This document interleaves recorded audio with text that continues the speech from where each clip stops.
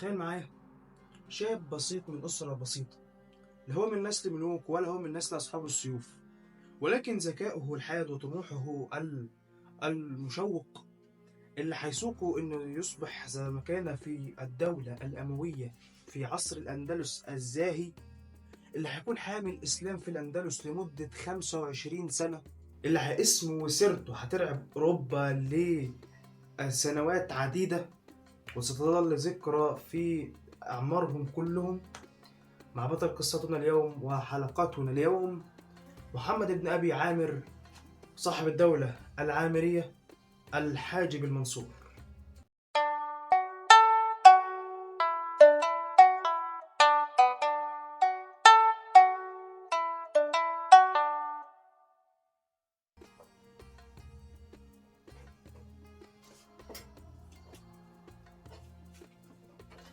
في سنة 326 هجريا 938 ميلاديا هينولد طفل هيكون زي صيت قدام، اسمه محمد بن أبي عامر العامري، من قرية هيتولد في قرية تابعة للجزيرة الخضراء بالأندلس.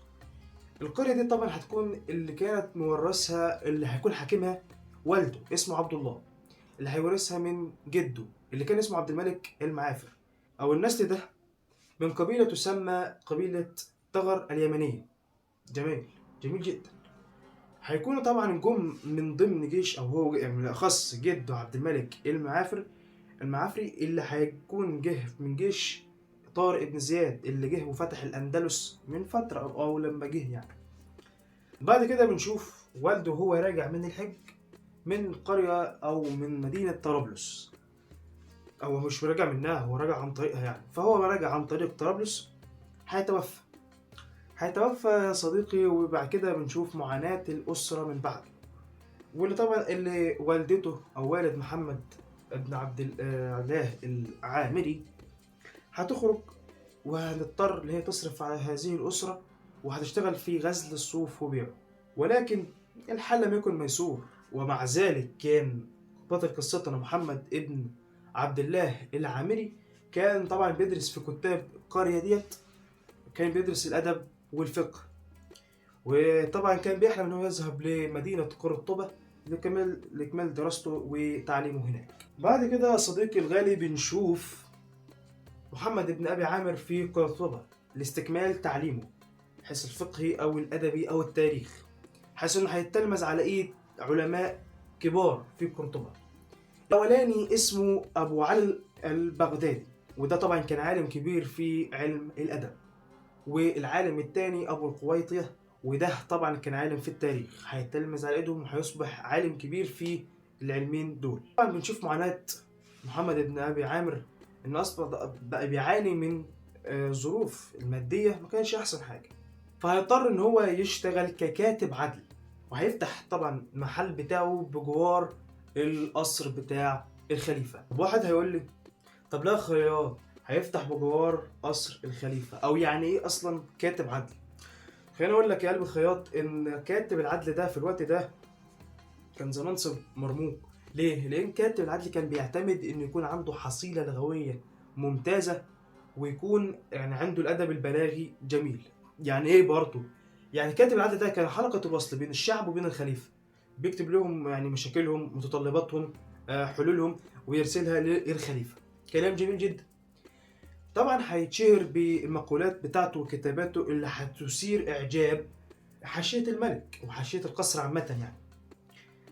وهنشوف بعد كده تدرجه في يعني معارفه في القصر هتبدأ تزداد وهتبدأ تعلى، وهيبدأ يتعرف على كام حد في القصر كده. اسمح لي يا صديقي الغالي احكي لك حدوته كده، وانت من ضمن الحدوته دي. تخيل معايا كده يا صديقي الغالي. ايوه خياط، بتخيل معاك اهو. تخيل ان انت جالس ومتركز كده على قهوة انت وثلاثة من اصدقائك الاقرباء. جميل ده. فتخيل انت جالس معاهم في قعدة صفاء ذهنك ده يعني، وطلبتوا 4 شاي وازازة مية، واللي هيفتح ازازة المية هو اللي هيحاسب عليها. ده قانون معروف في كل قهوة انت عارفها. طب ايه لازمتها القعدة دي يا خياط؟ هقول لك طبعا القعدة دي بتكون نهايتها ايه؟ يا شباب عايزين نفتح مشروع ينطرنا من على وش الدنيا. غالبا بتكون المشاريع ديت يا اما مغسله يا اما قهوه. هتقول لي ليه غير مغسله خياطه؟ هقول لك المغسله عامه هو خرطوم ميه وكيس بريستيل ويغسل، مش محتاجه يعني. والمشروع بتاع القهوه هتقول لي ليه برضه؟ هقول لك اصل بيكون صاحب الفكره دي بيكون صاحب كوبايه شاي في الخمسين. يعني الخياط ليه لازمتها القصه دي دلوقتي؟ هقول لك ما نفس القعده دي قعدها صاحب قصتنا النهارده، محمد ابن ابي العامري، بس مش قاعد على قهوه وطلب شاي. هما كانوا قاعدين هو 3 من اصدقائه. فطبعا هيقف كده بكل ثقه ويقول لهم بصوا ما اقول لكم كده ان شاء الله، يعني ان شاء الله ربنا ما يجيب وحش، انا عايز ابقى حاجب الدوله دي. طبعا بالخض انت بتقولي انت هتودينا في ده؟ هقول لك لا هو ملوش في داهيه. ايوه انا عايز ابقى طب خليني له كلمه زي دي. خليني اقول لك يا صديقي ان عقليه محمد بن ابي عامر كان عقليه فذه، صاحب ذكاء ودهاء غير طبيعي، كان طموح جدا، فعشان كده هيوصل اللي هو عاوزه. طيب يا صديقي هيعمل ايه؟ هيقول لكل واحد منهم اتمنى امنيه احققها لك لما اوصل ان شاء الله. طيب هما طبعا بيكونوا يعني ايه كلام قهاوي وكلام عادي. قول يا عم الناس قول. الاول اتمنى امنيه وقال له بص انا عايز ابقى ولي في قرطبه على شيء ما، ولا على يعني على قاعده ما. قال له ماشي. والتاني قال له نفس النظام انا عايز ابقى على ولي بس على ديوان ما. قال له لك ذلك. فيجي للتالت وانت عارف رده سخر منه اصلا انت تبقى طب اسمع مني يا عم بص، لو انت وصلت بقيت حاجه بالدوله دي وبقى يعني غرقنا عسل كده وقعدنا على حمار بالشقلوب وخلي الدبان ياكل فيها ولا موت ولا ففل في القرية. شوف يعني نظرة السخرية اللي عندي فين. فطبعا هو صديقنا هنا ما ردش، بص ما ادلوش اي رد فعل. قال له لك ذلك ولكل واحد منكم ما تمنى. طبعا الرواية ديت او القصة اللي قلتها لك ديت ذكرت في بعض المصادر وبعض المصادر، فيعني حبيت اقول لك عشان اشوقك للقصة وخلاص. لكنها قصة مهمة بتدل عن طبعا كان عقليته الفذة ديت، كانت دماغه واصراره انه يبقى مركز قوي في الدولة ما منعوش انه يوصل لده، وان لو له هدف او اي حد له هدف هيوصل له، لو مين سخر منه لو مين شجعه او مين احبطه. فتذكر الكلمة دي كويس. نرجع تاني يا صديقي لشخصية الكاتب اللي مبهورين بكتاباته، صاحب الدكانة الصغيرة اللي بجوار القصر. هيعجب بكتاباته شخصية حلوة ومهمة جدا اسمه القاضي محمد ابن إسحاق. هيعجب بكتابته جدا، هيعجب بكتابته جدا لدرجة إن هو هيرشحه لأم أو أم ولي العهد وزوجة الخليفة. الخليفة مين؟ كان في الخليفة في الوقت ده اسمه الحاكم المستنصر بالله، وزوجته أو اسمها إيه؟ اسمها صبح البشكنجية. إيه؟ بشكنجية؟ أقول لك أنت ما تعرفش؟ طب خليني أقول لك. بشكنجية ده يا صديقي او بشكنج عامه ديت قريه، واصلا يعني صبح البشكنجي ديت قبل ان تصبح زوجة للخليفه كانت جاريه عند الخليفه، ولكن بتنجب له ولدين، الاول اسمه عبد الرحمن والتاني اسمه هشام المؤيد بالله. فلما طبعا بتنجب له الولدين دول طبعا هتبقى ام ولي العهد وزوجة الخليفه. اما بالنسبه للبشكنجيه فديت كانت قريه في جنوب اسيا، في جنوب اسيا طبعا، فبتسمى على اسمها، يعني الجاريه كانت تسمى على اسم المنطقه اللي هي جايه منها، فسميت صبح البشكنجيه. طبعا يا صديقي الغالي بنشوف بعد ما تم ترشيحه من قبل القاضي محمد ابن اسحاق هتعجب بكتاباته جدا، فهترسل له ان هي تقوم بلقاء تقابله يعني. وطبعا بعد ما تتقابلوا هتعجب بطريقه كلامه اللبقه والمؤثره ككاتب خاص بها وبابنائها اولياء العهد. تمام. وطبعا اهتمام زي ده وترقيه في المناصب من قبل الأم ولي العهد وزوجة الخليفة طبعا عشان هي واسطة، فكان بترقى في المناصب بسرعة فائقة. فهيكون بيهداها بعض الهدايا رايحة جاية هدايا، فهتختم بهدية كبيرة شوية وهي قصر فضة. ايه؟ قصر فضة. في الوقت ده محمد بن أبي عامر كان ترقى في المناصب وأصبح ماسك ديوان اسمه ديوان السكة أو دار السكة.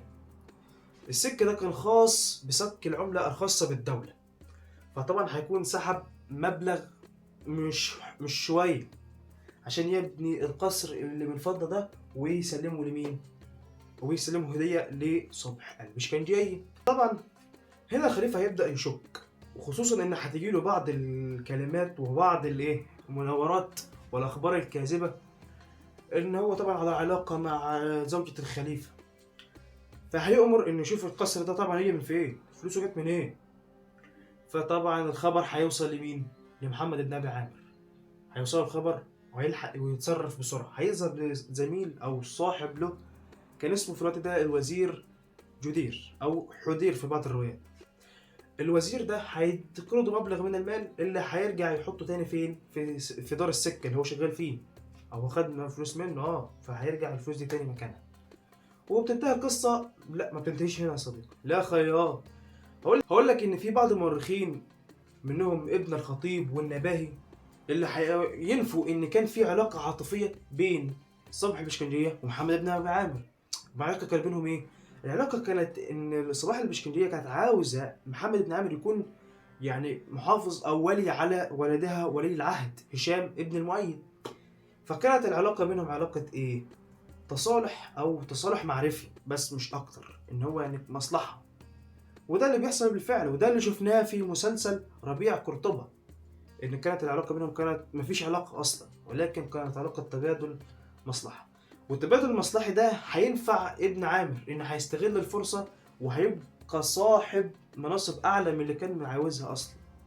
وزي ما قلت لك يا قلب الخياطه ان هو هيترقى في المناصب، هيوصل لمناصب كبيره. طبعا بمين؟ بواسطه من صبحي البشكنجيه. طبعا هيترقى في منصب في سنة شوف 358 هجريا هيبقى قاضي إشبيليا. وهنشوفه في سنة 359 هيصبح وكيل ولي العهد هشام المؤيد بالله. عشان نشوفه في سنة 361 من رئيس الشرطة الوسطى. وبعد كده في سنة 362 هجريا هيصبح قاضي قضاة المغرب. عشان هيشن حملات على مناطق تسمى مناطق الأدارسة. طبعا هيراسل الهدايا لبربر علشان يساندهم في محنتهم، عشان يساندوه في منصبه ومركزه. ولكن يا صديقي الغالي بنشوف في سنة 366 هجرية وفاة الخليفة الأموي الحاكم المستنصر بالله اللي علشان يتولى بعده على طول المفروض ابن عبد الرحمن. ولكن بنتفاجئ ان عبد الرحمن اصلا توفى قبل وفاة الخليفة الابن الأكبر. فطبيعي اوريجينال هيمسك مين؟ ابنه هشام المؤيد بالله اللي كانش عنده في الوقت ده غير تقريبا 11 سنة. فطبعا امه الحاجة صبح الله يمسيها بالخير هتولي 3 هيكونوا وصايا على مين؟ على ابن الحاج هشام. حاج هشام هيكون عليه 3 وصايا. الاول اسمه جعفر المصحفي، والتاني اسمه او قائد الجيش كان اسمه غالب الناصري، والثالث صاحب قصة النهاردة محمد ابن أبي عامر. طبعا هتبدأ من هنا شوية نزاعات وشوية خلافات. صديقي الغالي كان في فرقة في القصر هي المحافظة على الأمن القصر، هي الأمن المركزي بتاع القصر. الفرقة دي كانت اسمها الصقالبة. طب مين الصقالبة دول يا خيام؟ الصقالبة دول كانوا فرقة عبيد من أوروبا، وكانوا صارمين جدا ماشيين القصر تحت طوعهم وتحت إمارتهم، لا حد يدخل غير بإذنهم ولا حد يخرج غير بإذنهم. فطبعا عشان يتخلصوا منهم هيتعاون محمد بن ابي عامر مع جعفر المصحف. واحفظ التعاونات ديت عشان هتجري ضدهم دلوقتي. تمام، ركز معايا كده. اول تعاون كان بينه مين؟ بين محمد بن ابي عامر مع جعفر المصحفي. ليه؟ للتخلص من الفرقة الصقالبة. كلام جميل، وبالفعل هيتخلصوا من هذه الفرقة الظالمة الصراحة. طيب يا صديقي، هتقول له النبي كده يا خياط. هقول لك قول يا حبيبي، مين هو جعفر اصلا المصحفي؟ ومين غالب الناصري ده اصلا؟ هقول لك كلام حلو، اسمع بقى. بعد ما عرفنا طبعا ان هو تعاون مع جعفر المصحفي للتخلص من فرقة الصقالبة لازدياد فسادها وابتزازهم في القصر، هيتعاون مع واحد ايضا للتخلص من جعفر ده. بس اكمل القصة. جعفر ده كان طبعا هو حاجب الدولة في الوقت ده، كان راجل يعرف بالصرامة والقوة والنظام والتنظيم. هيعجب برضه بكتابات محمد بن عامر ايام ما كان كاتب لسه، وهيبدأ ان هو يعني يرقيه ويوليه بعض المناصب، بس يكون تحت شور مين؟ تحت شور جعفر. يعني ما تخرجش وما تعملش ما تتصرفش غير بإذنه. تمام يا عم الناس، انا تحت امرك. ده مين؟ محمد بن ابي عامر. طبعا محمد بن ابي عامر مش هيعجبه الكلام، رغم ان هو عشان هو ايضا ذكي وطموح جدا ان هو يوصل للمنصب ده اصلا. انت بترازيني في لقمة عيش يا عم الحاج. جميل. وده طبعا بعد ما كان المصحفي شايف ان بطل قصتنا محمد الدبي عامر رجل مطيع وموظف سامع الكلام، فهيضطر ان هو يستشيره في بعض اموره خاصه بشؤون المال. فيعني انت شايف المنصب فين واستشارته فين. اما زي ما قلت لك يا صديقي الغالي ان هو هيتعاون مع مين؟ برافو عليك، هيتعاون مع غالب الناصري قائد الجيوش. الله الله، امال وهو بيرازيه لقمة عيشه في منصبه اللي هو عايز يمسكه اصلا، حاجب الدوله، عايز يبقى حاجب الدوله. انت نسيت قصتنا ولا يا صديقي؟ فهيضطر ان هو يتحالف مع غالب الناصري للتخلص من جعفر المصحفي. طبعا ده حصل بعد استغلاله لأم الخليفة في الوقت ده الحاجة صبحة الله يمسها بالخير، وهيترجى في المناصب. لأنه طبعا اللي هيشوف المصحفي الله الله الواد بيكبر وأنا قاعد وحيو، بدأ يشوف إن ابن أبي عامر ده بدأ ياخد قرارات من مزاجه بدون إنه يرجع له أصلا، وبدأ يستقل بحياته ويزود نفوسه في القصر. فأنت كده يا باشا حاج مصحفي، انت كده في خطر، منصبك كده في خطر، فالحق نفسك. كنا نشوف طبعا يا صديقي الغالي ان هو بدأ يخطط علشان يتخلص من جعفر المصحفي. عمل ايه انا خياط؟ اقول لك يا خياط يا قلب الخياط، عمل ايه؟ ان هو سجنه. الله، اه والله سجنه للتخلص من شروره ومن يعني من نفوذه والقضاء عليه. فبمجرد ان هو حبسه امر بقتله، وده طبعا بعض الروايات او بعض المصادر اكدت كده.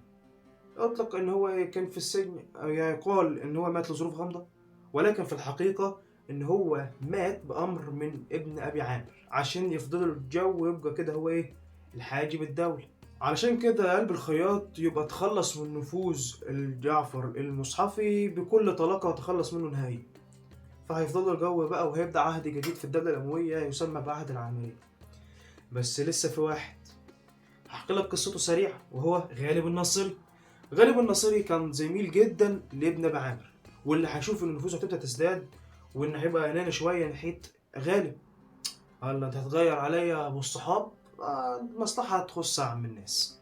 فهيبدا يقلب ضده وهيعلن ان هو عايز يتخلص من ابن ابي عامر، خصوصا يا صديقي بعد ما شاف ان نفوذه بدات تزداد في القصر اصلا وبدا هو الحاكم الفعلي. فركن عمك هشام على ركع على جنب كده وبيقول له بس انت يا باشا ايه، القرار هيطلع بس باسمك وبس، انا اللي هقوله وهو اللي هيمشي. وطبعا يا صديقي علشان اصلا غالب الناصري ده كان قائد الجيش، كان قائد قوي يعرف بالصرامه، وكان اصلا والي على ابن ابي عامر، مش كان زميله بس، ده كان والي عليه، وكان يعتبر ابن ابي عامر من تلاميذه عسكريا.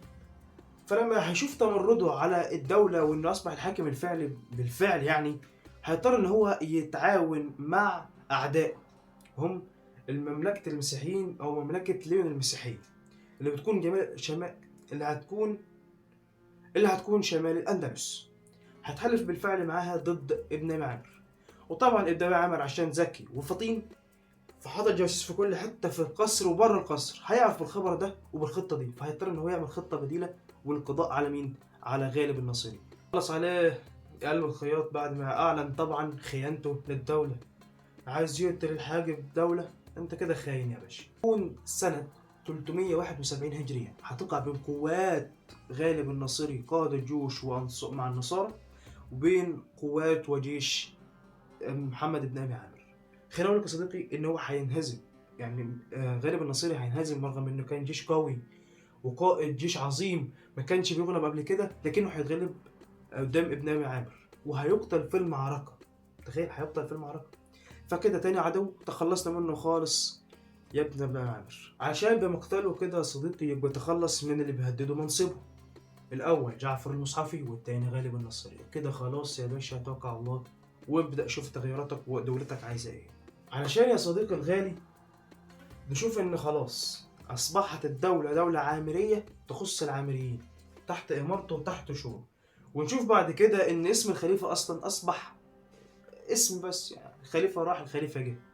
والدليل على كده يا صديقي الغالي ان هو حبسه في قصره، ما تطلعش بره، انت لابس الحته الزفره اللي على الكرسي واقعد انت بس ايه، انت منورنا يا عم الحاج في القصر، والله والله انت منورنا يا عم هشام، افضل جالس انت بس. فهيفضل قاعد في القصر، ولكن الاحكام والاحكام الدوله هتخرج باسمه. بس من شور مين؟ من شور الحاكم الفاعلي حاجب الدولة الحاجب المنصور. لدرجة إن بعض يعني الأقرباء منه قالوا عليه إنه يصبح الخليفة، لكن قال لك مش محتاج والله، أنا الحكم في إيدي، أروح يا فلان وتعالى يا فلان، هو الحكم في إيده. فخلى اسم الخليفة كده منظر شورى بس. والدرجة أصعب من الدرجة دي يا صديقي، إنه في المساجد بعد ما هيدعوا للخليفة له هيدعوا له الحاجب المنصور، والعملة الخاصة بالدولة هيسك عليها اسمه، هيكتب عليها اسمه جنب اسم الخليفة، يعني خلاص أصبح الخليفة رسمي بس في غطاء وفي زي الحاجب الدولي. عشان نشوف عهد جديد خالص للدولة الأموية في الأندلس. أقول لك يا صديقي الغالي، هو كان رجل عظيم جدا، رجل قوي جدا، رجل ذو مهابة جدا، لدرجة إنه هيخش غزوات مش هيهزم في ولا واحدة منهم. خليني أقول لك بعض الغزوات وأهم غزواته اللي دخلها وانتصر فيها أصلا. طبعا يا صديقي الغالي هيخش غزوة عشان يثبت نفسه بعد ما طبعا ما أطاح برؤوس الكل وبقى الحاكم الفعلي للدولة والحاجب المنصور، فهيخش غزوة اسمها غزوة سامورا، ودي هتكون سنة 367 زي ما انت عرفت ان هي عشان يثبت نفسه ويثبت ولاءه وحكمه للبلاد. غزوة راكونا اللي هتكون سنة 368 هجريا. من ضمن برضو تلك الغزوات غزوة اسمها غزوة سان أسبيتان. ايه هو اسمها كده. من ضمن برضو الغزوات دي يا صديقي غزوة قالمة وغزوة برشلونة وغزوة أشتالة أو قشتالة، يعني الاسمين صح. خليني أقول لك يا صديقي الغالي يا قلب الخياط، أهم غزواته الفعلية اللي بص كانت صدمة بالنسبة للأوروبيين، وغزوه لمدينة تسمى سياتا غودو كومباسيل، أرب أكون قلت اسمها صح. المدينة دي يا صديقي هتكون مهمة بالنسبة للأوروبيين المسيحيين. خليني أقول لك يا قلب الخياط إن المدينة دي كانت تعتبر الفاتيكان بتاع شمال أسبانيا، كانت قوية جدا عند النصارى خاصة المسيحيين. طب ليه؟ المدينة طبعا لما دخلها ابن أبي عامر دخلها بدون مقاومة، لدرجة إن عشان ياخد أي غنيمة من تلك المدينة هيخلع الأجراس بتاعت الكنيسة وهيهدمها الكنيسة دي، هياخد الأجراس بتاعتها على يعني خلوا الجنود الخاصين بيه ياخدوا الأجراس ديت على كتفهم يوديوها إلى القرطبة في الوقت ده، عشان يحطها فين؟ هيحطها في المسجد اللي هناك، أو أي غنيمة وخلاص، المهم أطلع كسبان من المعركة دي. أقول لك معلومة يا قلب الخياط ولا حبيبي، بص يا صديقي، يعني رغم إن محمد بن أبي عامر الحاجب المنصور دخل أكتر من 50 غزوة، وبعض الروايات أو بعض المصادر بتقال إن يعني 58 غزوة، إلا إنه لم يهزم فيها ولا واحدة منهم، ولا واحدة هزم فيها. بص كان في انتصارات دائمة لدرجة إنه مش هيموت في غزوة منهم، بل لما هينصاب في الغزوة الأخيرة له اللي هيكون أصلا مصاب بها بالنقص والتعب أصلا، هنعرف القصة ديت حاليا، إنه مش هينهزم في تلك المعركة، هيفضل واقف مصاب طول وسط جنوده لحين ما يحقق الانتصار ده. خليني أقول لك قلب الخياط إن الحاجب المنصور محمد بن أبي عامر كان مهتم بكل جوانب الدولة، الاقتصادية والتجارية والزراعية، يعني بحيث الاقتصاد هيرجع عجلة النشاط تاني وهيهتم بالاقتصاد جدا، وهينشط الزراعة وينشط الناس على الزراعة، والتجارة هيعمل حوافل وقوافل شتوية يعني قوافل شتوية وقوافل صيفية هيظبطها وهيدغدغ الدنيا تجاريا. خليني أقول لك على الخياط إن هو هيهتم بالعمران أيضا، حيث إنه هيبني مدينة، والمدينة دي هتبقى عاصمة للدولة الخاصة به، الدولة العامرية. المدينة دي هيسميها مدينة الزاهرة. طب ليه مسميها الزاهرة؟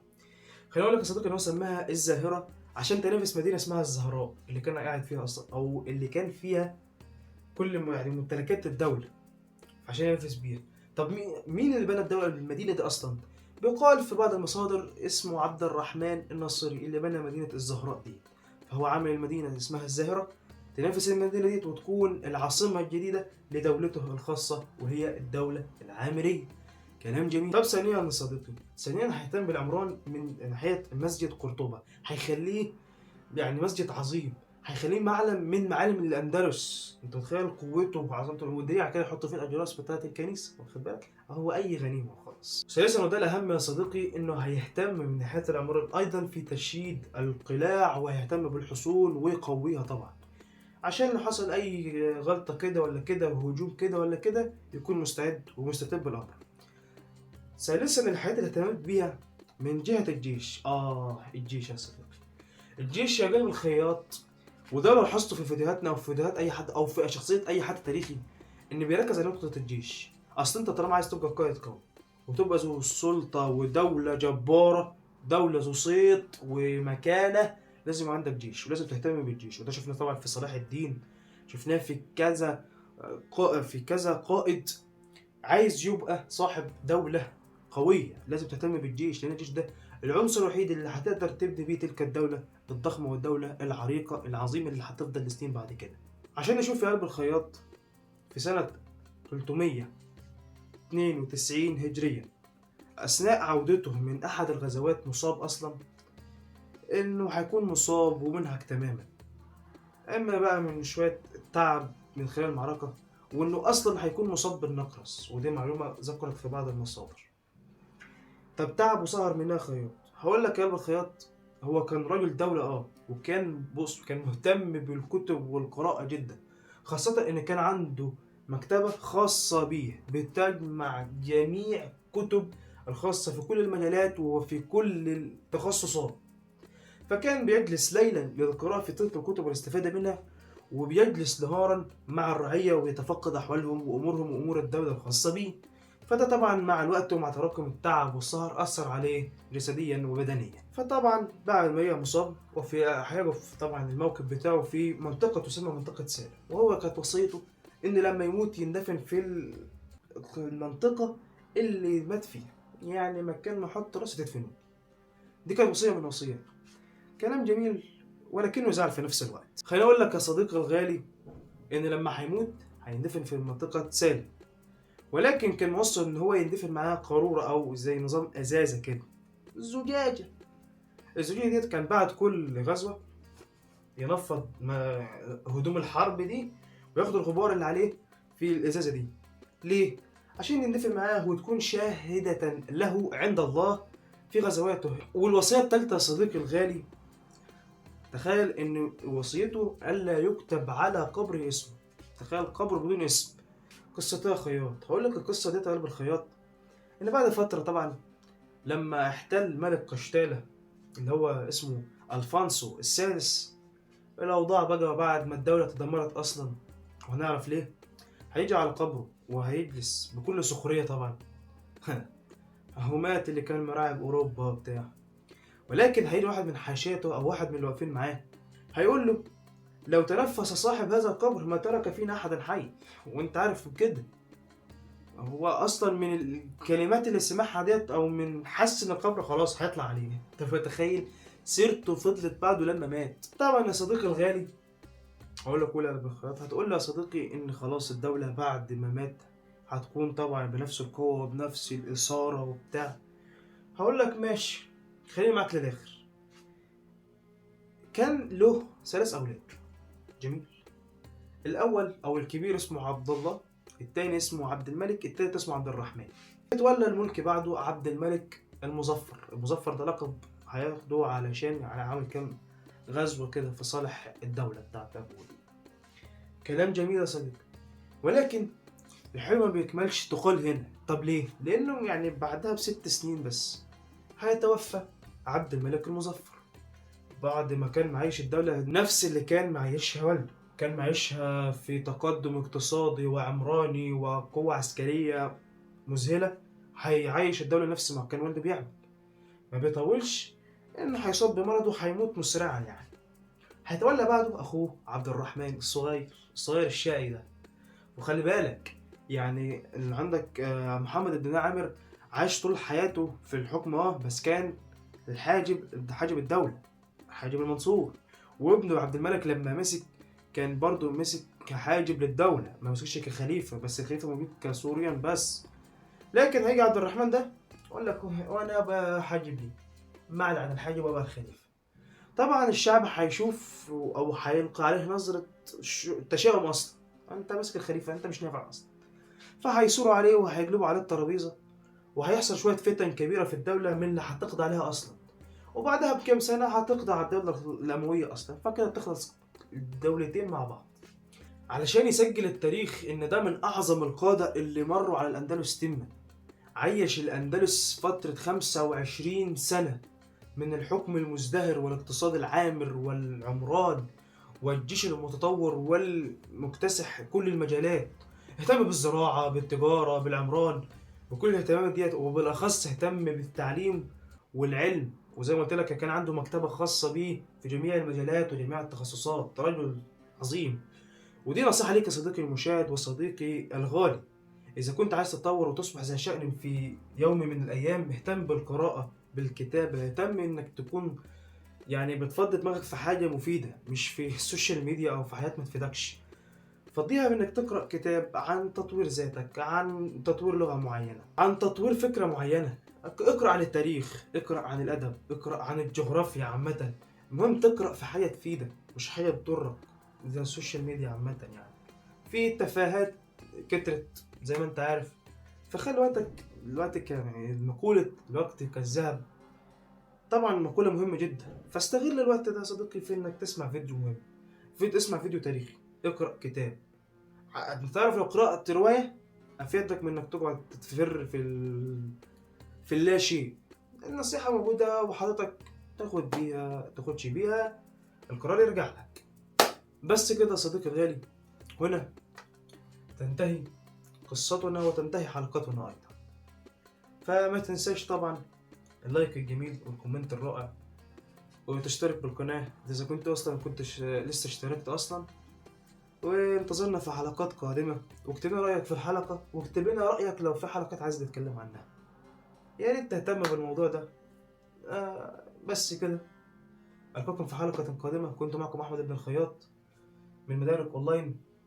سلام.